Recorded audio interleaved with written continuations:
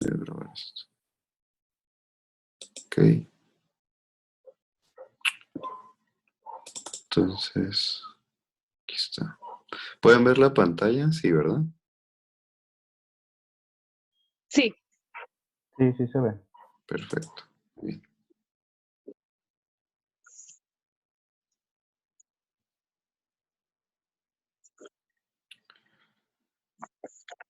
Ok.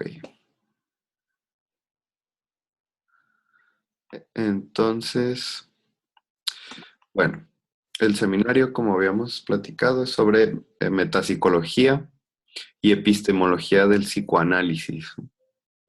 Entonces, brevemente, para ir viendo de qué se trata, por epistemología vamos a entender de forma muy breve y general, porque es un tema pues extenso. Ya lo vimos la sesión pasada con Yasmín, pero ahorita como se incorpora gente nueva, lo vuelvo a comentar.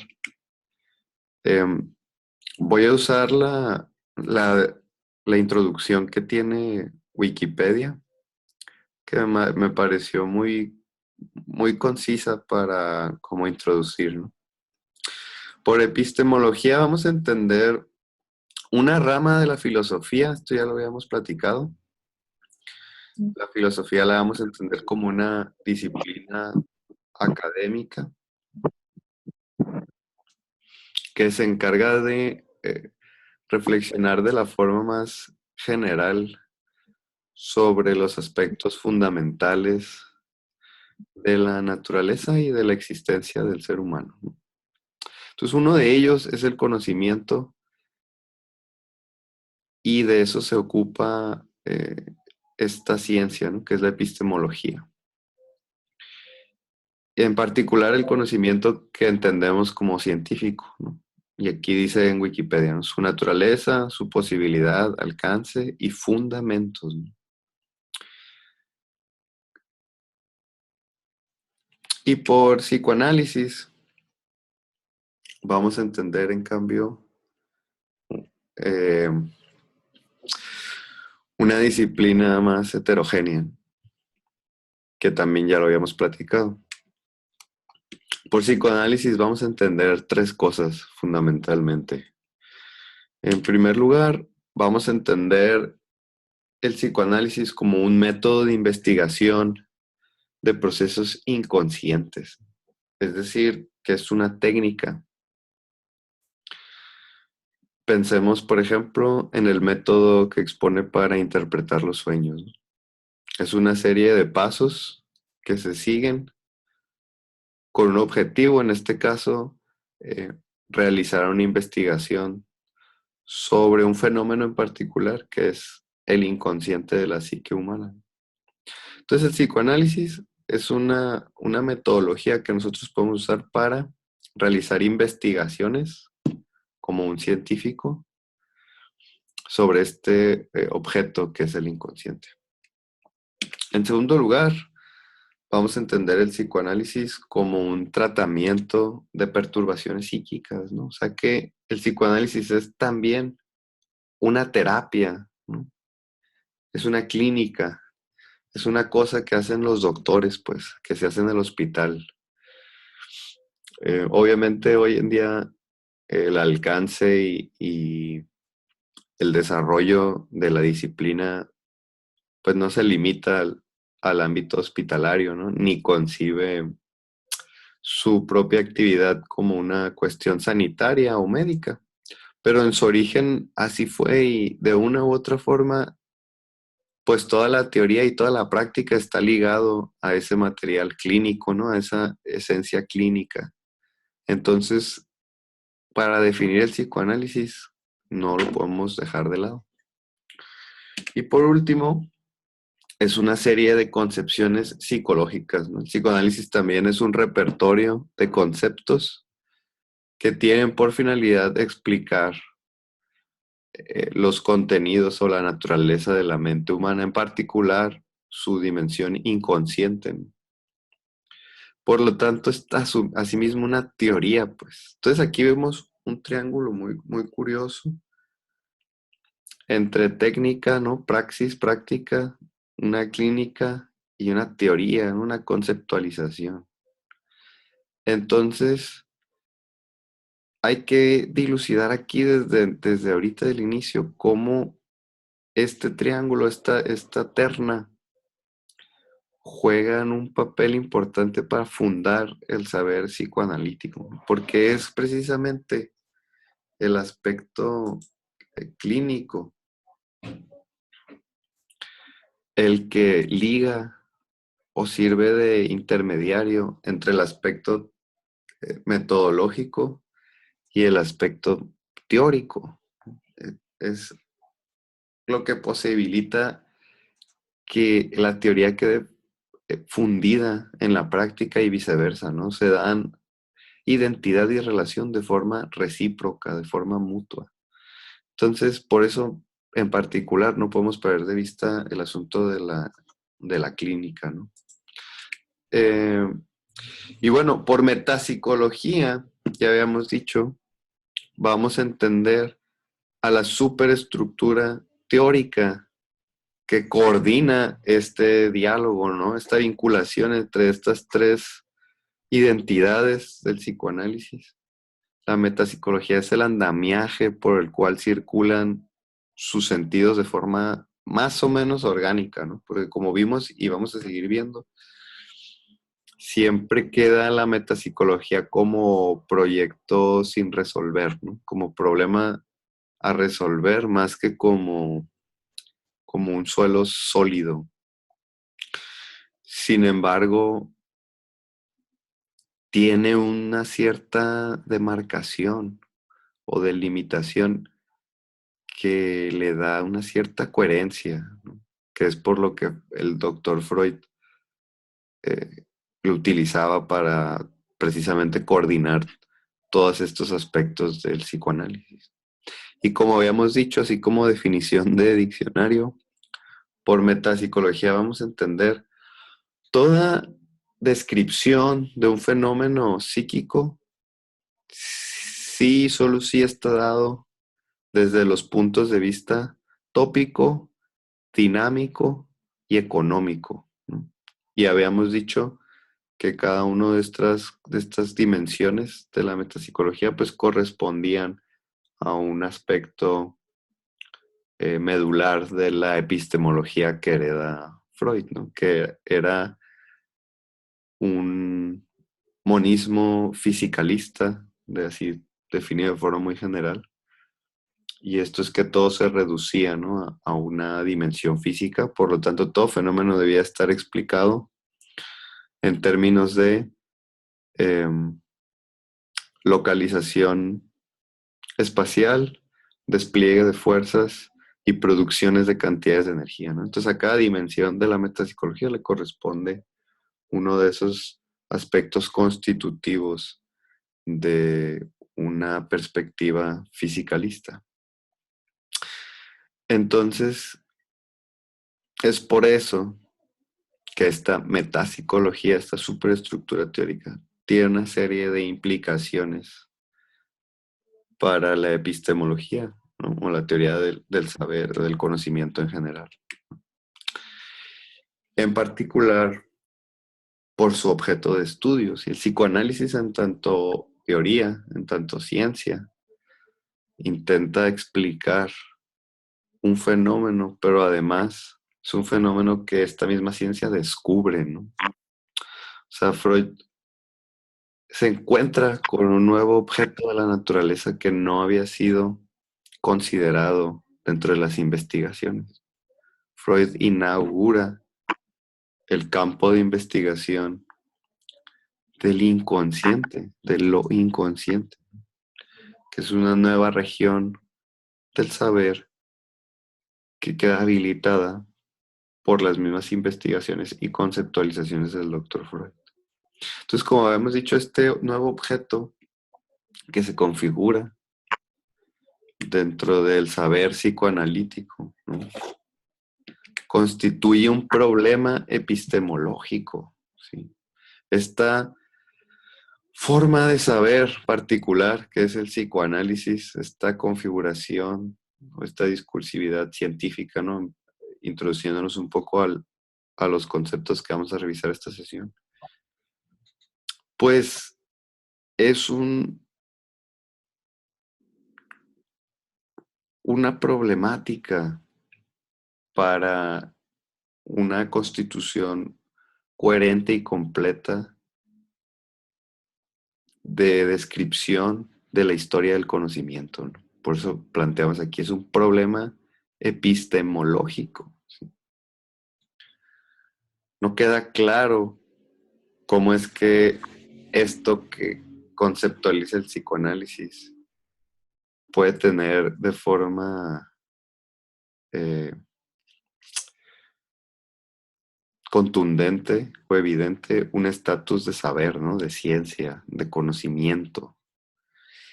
¿Y por qué? Porque eso es así, es de lo que se trata el seminario, ¿no? Es lo que vamos a ver en las sesiones. Y para iniciar esta descripción de este problema, como hemos dicho, vamos a hacer un recuento histórico. Vamos a contar una historia, la historia del saber psicoanalítico, del conocimiento del psicoanálisis. Y para ello dijimos que esta sesión vamos a comenzar con lo que es la descripción genealógica del psicoanálisis.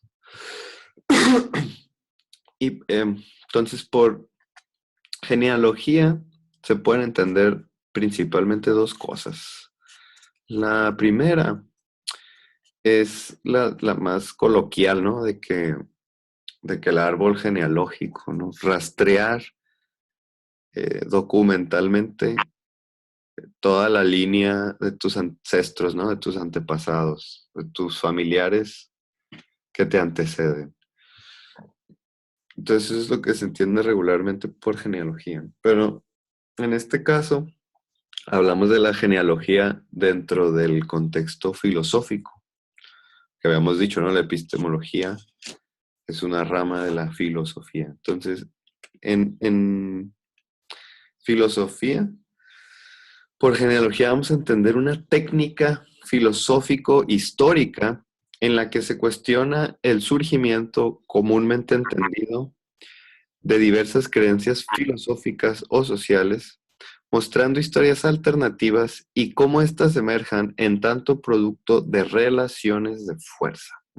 Esta es también la descripción introductoria de Wikipedia, que una vez más, obviamente, el tema de la genealogía es muy extenso, hay muchos debates, muchas discusiones. No nos vamos a poner muy técnicos, por eso usé para esta presentación Wikipedia, porque es simplemente una forma de introducirnos, ¿no? De manera muy general. Entonces, eh, esto es lo que vamos a entender de forma muy genérica. Como habíamos dicho cuando empezamos, va a ser completamente histórico la reflexión, la aproximación, y por eso estamos apoyándonos en esta técnica, ¿no? ¿Y qué es lo que vamos a revisar? El surgimiento, ¿no? Que se da por entendido, que se da por hecho, que se da por dado de ciertas creencias filosóficas, ¿no? En este caso, el psicoanálisis, ¿no? Cómo surgen los puntos comunes, las creencias ya dadas, las cosas que ya se dan por hecho dentro del psicoanálisis y cómo éstas emergen como una configuración de relaciones de fuerza, ¿no? Entonces no lo vamos a ver como una historia aislada del puro saber, como una mera abstracción, sino lo vamos a ver ligado a una serie de instituciones, de prácticas, de hábitos, de, de economías, de políticas, ¿sí? En suma, de toda una gama, todo un repertorio de conflictos dentro de las relaciones culturales, ¿no? Y que se dan por mediaciones de fuerza, ¿no? No son distribuciones pasivas, por decirlo así, sino conflictivas, ¿no? Entonces vamos a hacer una revisión político-histórica, por decirlo de alguna forma, muy somera. Y para hacerlo, Vamos a revisar la obra de un autor francés. A ver,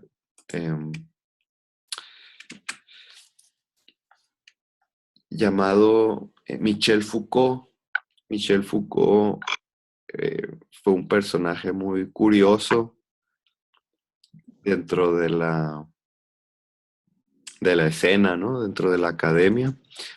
¿Alguien tiene algún acercamiento ya con el autor o previamente había escuchado algo de él o había leído ya algo de este autor que vamos a revisar en esta primera sesión?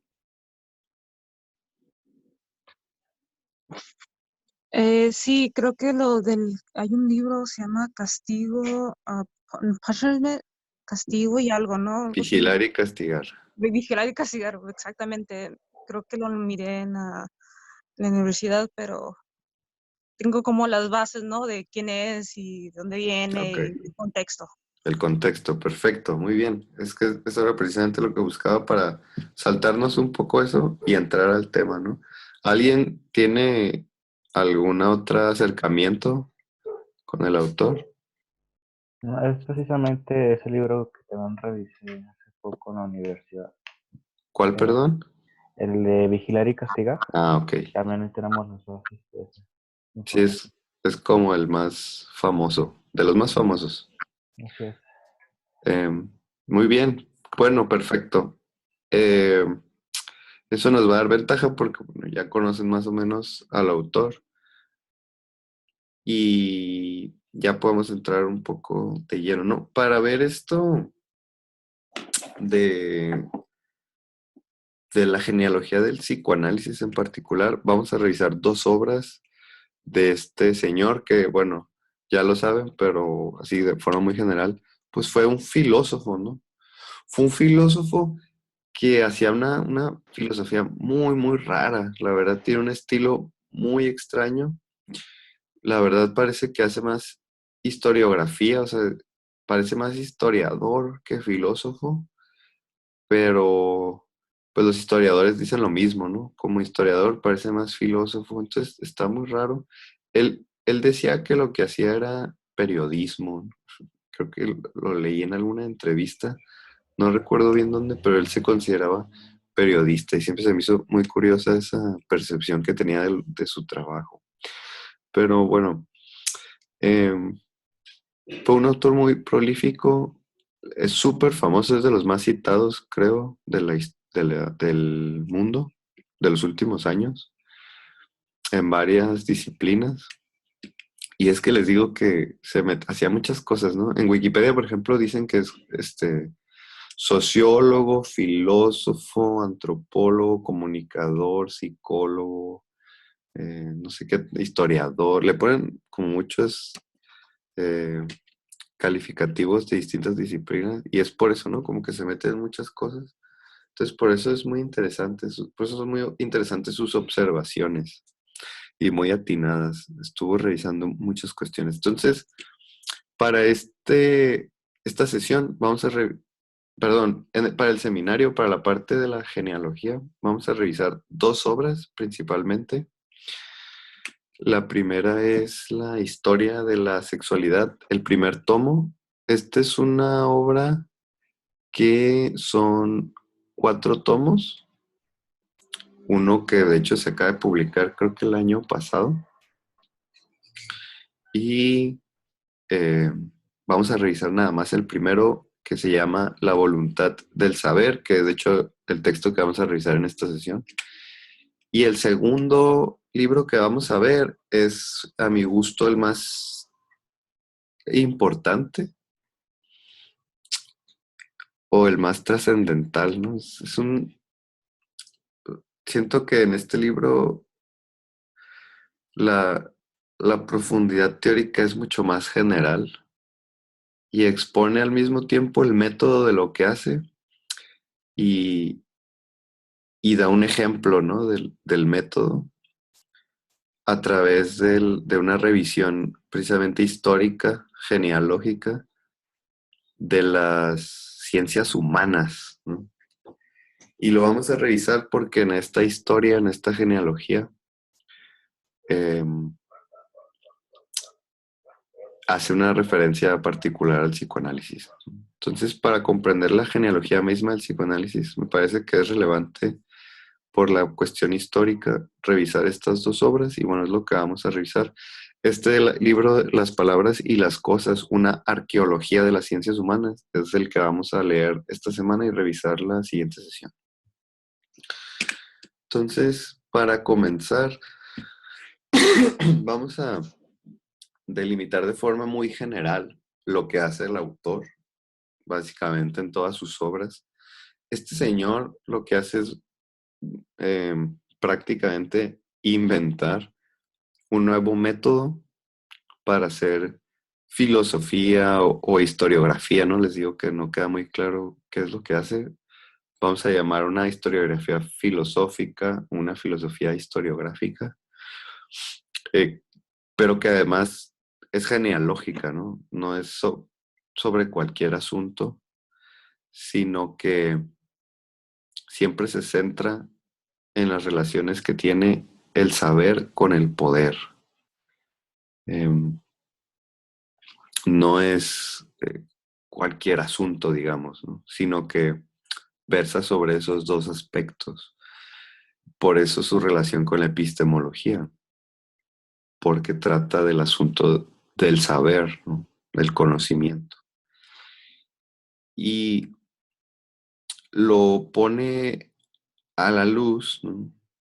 De las reflexiones que él mismo hace sobre el poder, sobre la cuestión política. Entonces, por eso es, digamos, lo que él hace es una forma especial o muy particular de genealogía, que como habíamos visto, es la técnica filosófico-histórica, ¿no? Que cuestiona creencias dadas a partir de dilucidar las relaciones de poder que están en juego en esas creencias. Entonces, este autor especifica más, digamos, esa forma de reflexionar y él le llama arqueología, ¿no? A su método. Y él lo hace porque hace una analogía con lo que hacen los paleontólogos, ¿no?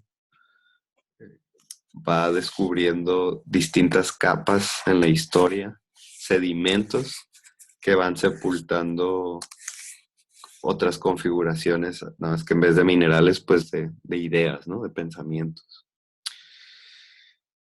Entonces, por eso se llama su libro de las palabras y las cosas una arqueología de las ciencias humanas. Es una genealogía de todas las ciencias humanas, de ese orden del saber, desde este método particular que es similar a lo que hacen los paleontólogos.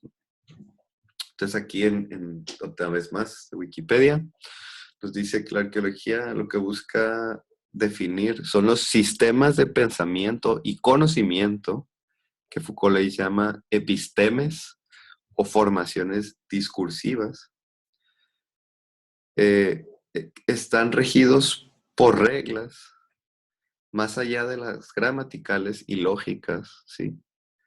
O sea que las organizaciones de las diferentes ideas que se consideran conocimiento no solo están regidas por nociones de coherencia gramática o coherencia lógica, ¿no? Sino que van más allá. Hay otro tipo de reglas, ¿sí? Que operan, dice, en la conciencia de los sujetos individuales, o sea, en su forma de concebir el mundo, en la forma en que se percibe eh, lo que está dado por la realidad, y definen un sistema de posibilidades conceptuales. Esto es importante, lo de sistema de posibilidades, ¿no? ¿Qué conceptos son posibles dentro de este sistema de conocimiento? Esta organización de ideas, esta serie de ideas y la forma en que están conectadas, ¿qué me permite pensar y qué no me permite pensar, ¿no? ¿Qué ideas pueden alojarse aquí y cuáles no caben, cuáles ni siquiera las puedo concebir? Eso es muy importante. Lo vamos a ver con más detalle en la siguiente sesión. Pero eso es parte de la arqueología. Cómo estos sistemas de pensamiento definen un sistema de posibilidades conceptuales que determinan los límites de pensamiento. Sí, claro que decía. Te marca los límites de lo que se puede pensar y lo que no. En un lugar y un periodo dados. Esto es bien importante porque está todo en función de una historicidad, ¿no? Entonces siempre es importante tener en cuenta que estas formaciones discursivas se dan en una época dada, ¿sí? Son contingencias que se configuran de manera histórica. Disculpa que te interrumpa. Entonces, Por favor. básicamente, es como buscando la estrategia de un poder o algo por el estilo, o me refiero de que dependiendo la época se va a estar modificando la estrategia y se va modificando los pensamientos, es más o menos lo que trata de como contextualizar. Precisamente, de forma muy general lo podemos ver así, ¿no? Obviamente, si nos entráramos en detalle, habría muchas precisiones que hacer. Una de ellas que me parecería importante y de entrada es que Foucault entiende el poder de una forma muy distinta a como se entiende usualmente. Ujú. Y eso es súper relevante para entender su obra, porque cuando Foucault habla de poder, no habla de este poder centralizado que siempre está representado en el Estado, en el patriarcado, en el tirano, en el dictador, eh, en el ejército, ¿no? No es ese poder del que está hablando eh, Foucault. No está hablando de los presidentes, de los reyes, de los sistemas de gobierno, digamos, sino que él fragmenta ese núcleo de poder en una parcela inmensa de partículas, digamos, que están distribuidas en todas las relaciones sociales, ¿no?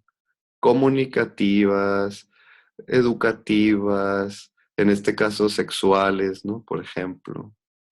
Y entonces, como en esas instancias que no suelen ser tomadas en cuenta, se prestan a esta red inmensa, ¿no? De unidades que están en muchas relaciones de fuerza, en conflicto, y que van generando un sistema más homogéneo, que sería ya este poder omniabarcador, central, ¿no? Que sería el Estado, la sociedad, etcétera. Por eso él habla de una microfísica del poder, ¿no? Le llama él, que va rastreando todas esas micropartículas de poder distribuidas en todas las relaciones sociales o comunicativas. Entonces, precisamente lo que está haciendo en la arqueología es cómo esa distribución de esas relaciones heterogéneas de fuerza van configurando o se van configurando también de forma recíproca con ciertas formas del saber, que era lo que tú más o menos exponías. ¿Sí me expliqué? Sí, sí, sí. Te Perfecto. ¿Alguien más explicas tiene alguna observación? en la página 17 del primer tomo de Historia de la Sexualidad. Él se pregunta, dice, ¿la represión del sexo es en verdad una evidencia histórica? Va por ahí un poco, ya siendo específicos en su manera de elaborar un discurso de Foucault. Precisamente él busca las contrariedades ocultas de manera invisible, ¿no? En las relaciones eh, filiales. Él ponía en cuestión en tela de juicio la relación filial entre patrón y su empleado, entre la familia, y por eso se pregunta de esta manera, yo creo, tan como a contracorriente. Él siempre va a contracorriente, ¿no? Y es una manera muy propia de pensar, yo creo, del siglo XX, precisamente, que uno lee estos textos y se da cuenta de una cosa, ¿no? Que es difícil saber ponerse en los zapatos de un campesino de la edad medieval, porque precisamente es una época que está sustentada en la idea de Dios, y que la confesión, que es otra cosa que tema, era uno de los métodos que tenían de coercionar a las sociedades. Entonces, es muy diferente la sociedad, la vida de una persona en esas épocas, de la época religiosa, ahora en la época laica. Súper relevante lo que acabas de compartir, Gibran, de los dos puntos. Efectivamente, Foucault tiene una forma muy, muy, muy peculiar y particular de pensar, y sí está orientada a ver estos lugares que nadie se asoma, ¿no? Que son muy pequeños y que es muy sutiles y que es muy fácil pasar, que pasen desapercibidos, ¿no? Pero él siempre está poniendo atención en las formas sutiles del poder, no tanto en el ejército, no tanto en la policía, no tanto en el presidente, sino en las relaciones cotidianas y en los ejercicios cotidianos y en toda esa maraña de comunicaciones que se da. Entonces siempre está viendo en esta parte inconsciente, por decirlo así, ¿no? Del poder. Y esto último eh, que comentas también termina siendo muy, muy, muy relevante porque expone de forma muy clara lo que está pensando Foucault, ¿no? Algo que remarca mucho su propuesta metodológica o filosófica es que nos confirma o demuestra a través de sus investigaciones que no podemos pensar como pensaban antes, ¿no? Y que esa gente de antes no podría pensar como pensamos nosotros. Eso es muy importante porque se piensa en el saber o en el conocimiento como una continuidad lineal, ¿no? Que simplemente ha ido avanzando, se ha ido puliendo y conserva los mismos gérmenes, digamos, de su origen pasado. Pero lo que demuestra Foucault es que no, que de hecho hay quiebres, hay rupturas y entre un orden y el otro no hay conmensurabilidad, ¿no? No se pueden entender. Por eso él hablaba de estos sedimentos, ¿no? Que él veía como estas capas de piedra, por decirlo así, van formando distintos estratos en la historia. Entonces, entre un estrato y otro, pues no hay entendimiento posible. Y eso es lo que trata, de hecho, el libro Las palabras y las cosas, que lo vamos a ver en la siguiente sesión. Pero bueno, estos dos puntos son muy importantes. Em, Va a terminar el tiempo del primer periodo. Ahorita les voy a pasar el enlace para habilitar esta siguiente parte, que es ya entrar de lleno a la voluntad del saber, al libro. ¿Alguien tiene alguna observación, otra observación antes de cerrar esta parte? ¿U opinión? ¿Algo que quieran compartir? ¿No? Eh, pues no, yo creo que la cuestión del inconsciente también es algo que se va, que es lo que lo va viendo, ¿no? Que va mutando en el discurso. Sí, y precisamente está ligado con lo que comentabas, ¿no? De que en la Edad Media toda la reflexión estaba volcada hacia Dios. Pero eso lo vamos a ver con más detalle en la siguiente sesión. Ok, Entonces, bueno, voy a ir cerrando esto. Les paso el link. Los veo en el, en el sale. siguiente periodo. ¿Vale? Sí me escucharon todos, ¿va? Sí. Muy bien. Ahorita entonces Sí, continuamos. ok.